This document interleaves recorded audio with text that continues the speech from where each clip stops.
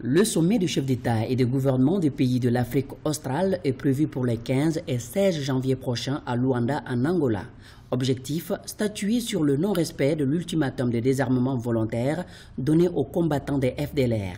Cet ultimatum, donné par la SADC et la CIRGL, Conférence internationale sur la région des Grands Lacs, a expiré le 2 janvier 2015. Cependant, il n'a pas produit les résultats escomptés. La première condition sine qua non, c'est de poser en Afrique qu'on ne négocie pas l'arme sur la tempe. Et que le dépôt des armes est un préalable nécessaire à une négociation qui ne peut être qu'une négociation politique. Cela signifie qu'en amont, lorsque on pose comme non négociable le dépôt des armes, il faut prendre les voies et moyens, y compris les moyens militaires, pour pouvoir atteindre cet objectif-là lorsque les délais qui ont été fixés sont dépassés.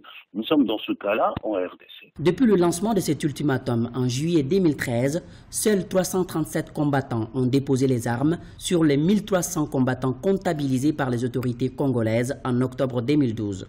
Pour beaucoup d'observateurs, l'option militaire est devenue inévitable. Il faut s'attendre à cette réunion du 15 et du 16, c'est que les chefs des armées, qui sont les chefs d'État, donnent le go en ce qui concerne la décision qui, elle, ne souffre pas de discussion possible, à savoir, puisqu'ils n'ont pas déposé, je parle des FDLR, puisqu'ils n'ont pas déposé volontairement, maintenant, ce sont les opérations militaires de désarmement forcé. L'organisation de la région des Grands Lacs a appelé la MONUSCO et l'armée congolaise à prendre toutes les mesures pour désarmer les FDLR par la force.